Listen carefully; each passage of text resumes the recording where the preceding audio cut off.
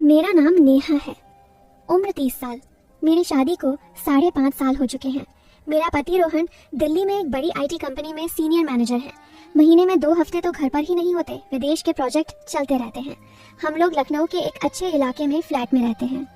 घर में सिर्फ 3 लोग हैं, मैं, रोहन और उनका छोटा भाई विक्रम। विक्रम की उम्र 25 साल। अभी अभी MBA पूरा किया है और रोहन ने उसे अपने साथ ही कंपनी में जॉब दिलवा दी है। विक्रम हमारे साथ ही रहता है। विक्रम बहुत शरीफ और हंसमुख लड़का है। लंबा, गोरा, जिम जाता है, हमेशा साफ सुथरे कपड़े। जब भी रोहन बाहर होते हैं, विक्रम मेरा पूरा ख्याल रखता है। कभी मार्केट से मेरी पसंद की चॉकलेट ले आता है, कभी देर रात तक मेरे साथ फिल्म देखता है। मैं उसे विक्की बुलाती हूँ, वो मुझे भाभी कहकर चिढ़ाता है। सब कुछ पिछले साल की गर्मियों से बदलना शुरू हुआ। रोहन को अमेरिका का एक लंबा प्रोजेक्ट मिल गया था, 6 महीने का। जाने से पहले उसने विक्रम से कहा था, भाई नेहा का पूरा ध्यान रखना, वो अकेली बोर हो जाती है। विक्रम ने हंसते हुए सैल्यूट ठोका था। बॉस चिंता मत करो, भाभी को प्रिंसेस ट्रीटमेंट मिलेगा। रोहन के जाने के बाद घर में सिर्फ हम दोनों रह गए। पहले हफ्ते तो सब नॉर्मल था। सुबह विक्रम ऑफिस चला जाता, शाम को आता, हम साथ खाना खाते, थोड़ी बातें करते, सो जाते। लेकिन दूसरे हफ्ते से एक रात बिजली चली गई, एसी बंद। गर्मी असहनीय थी।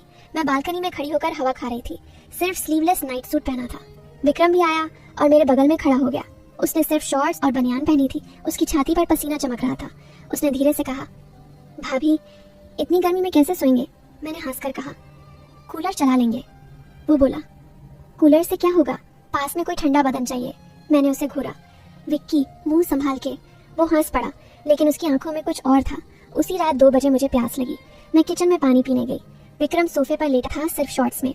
उसका बदन चांदनी में चमक रहा था। मैं पानी पीकर वापस जा ही रही थी कि उसने आंखें खोल दी और धीरे से बोला, भाभी एक गिलास मुझे भी। मैंने गिलास बढ़ाया। उसने गिलास लेते वक्त मेरा हाथ पकड़ लिया। उसकी उंगलियां गर्म थीं। मैंने हाथ छुड़ाया और कमरे में चली गई। लेकिन रात भर नींद नहीं आई। धीरे धीरे बातें बढ़ने लगी।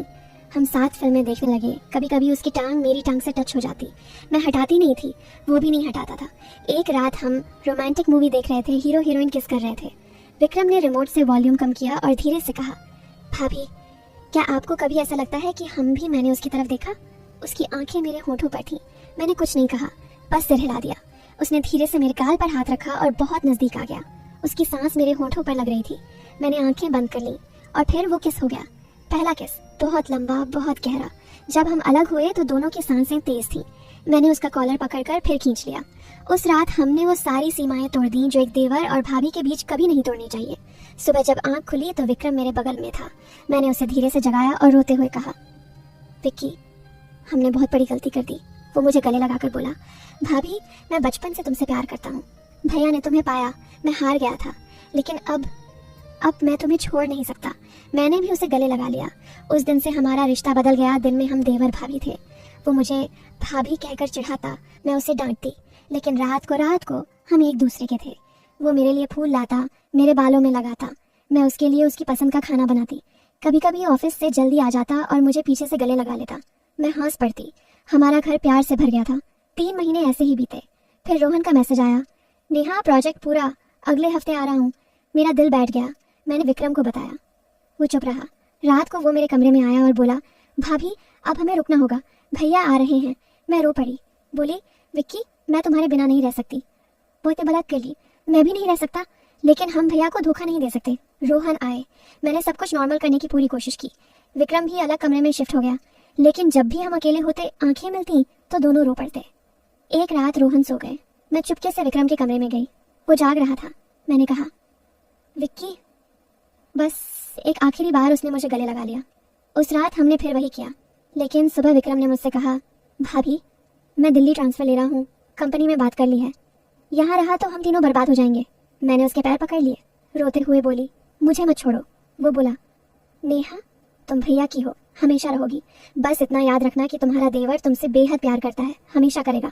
और वो चला गया। आज रोहन मेरे साथ है।